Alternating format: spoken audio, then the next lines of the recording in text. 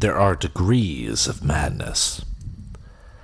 And the madder you are, the more obvious it will be to other people. Most of my life, I have hidden my madness within myself. But it is there. For instance, some person will be speaking to me of this or that, and while this person is boring me with their stale generalities, I will imagine this person with his or her head resting on the block of the guillotine. Or I will imagine them in a huge frying pan, frying away, as they look at me with their frightened eyes. In actual situations such as these, I would most probably attempt a rescue. But while they are speaking to me, I can't help but imagining them thus. Or, in a milder mood, I might envision them on a bicycle riding swiftly away from me. I simply have problems with human beings. Animals I love. They do not lie, and seldom attempt to attack you.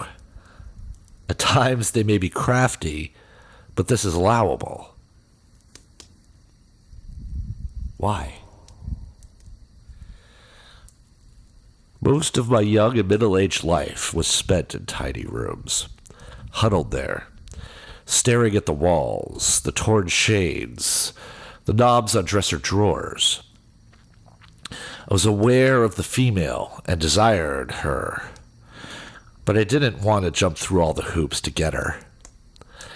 I was aware of money, but again, like with the female, I didn't want to do the things needed to get it. All I wanted was enough for a room and for something to drink. I drank alone, usually on the bed, with all the shades pulled. At times, I went to the bars to check out the species, but the species remained the same. Not much, and often far less than that. In all the cities, I checked out the libraries, book after book. Few books said anything to me. They were mostly dust in my mouth, sand in my mind. None of it related to me or how I felt, where I was. Nowhere. What I had, nothing. And what I wanted, nothing.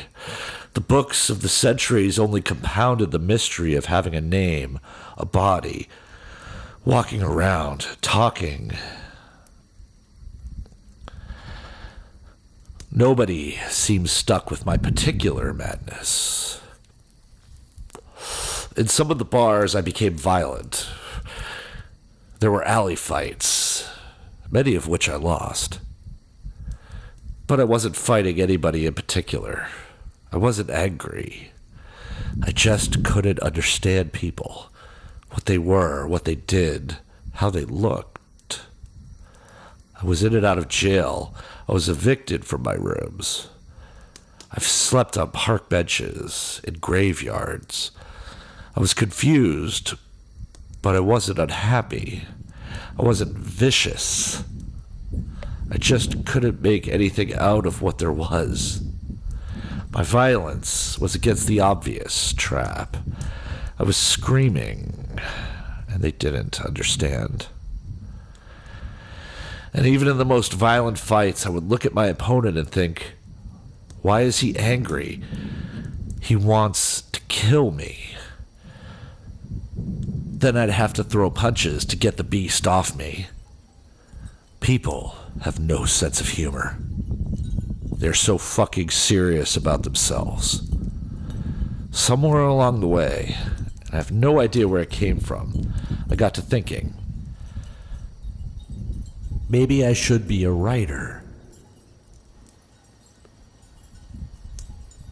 Maybe I can put down the words that I haven't read. Maybe by doing that, I can get this tiger off my back. And so I started. Decades rolled by without much luck. Now, I was a mad writer. More rooms, more cities. I sunk lower and lower. Freezing one time in Atlanta in a tar paper shack, living on $1.25 a week. No plumbing, no light, no heat. I sat freezing in my California shirt. One morning, I found a small pencil stub, and I began writing poems in the margins of old newspapers on the floor.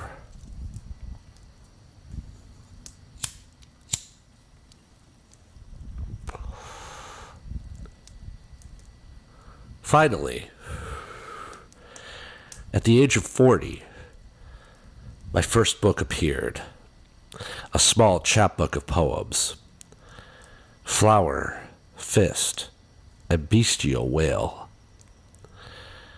The package of books had arrived in the mail, and I opened the package, and here were the little chapbooks. They spilled on the sidewalk. All the little books, and I knelt down among them. I was on my knees, and I picked up a flower fist, and I kissed it. That was 30 years ago. I'm still writing.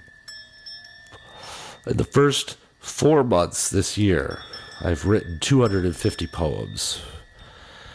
I still feel the madness rushing through me, but I still haven't gotten the word down the way I want it. The tiger is still on my back. I will die with that son of a bitch on my back. And if there is anybody out there who feels crazy enough to want to become a writer, I say, go ahead. Go ahead. Go ahead. Go ahead. Go ahead. Spit in the eye of the sun. Hit those keys. It's the best madness going. The centuries need help.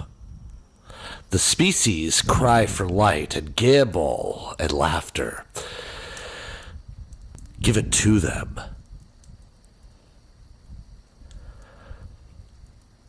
There are enough words for all of us.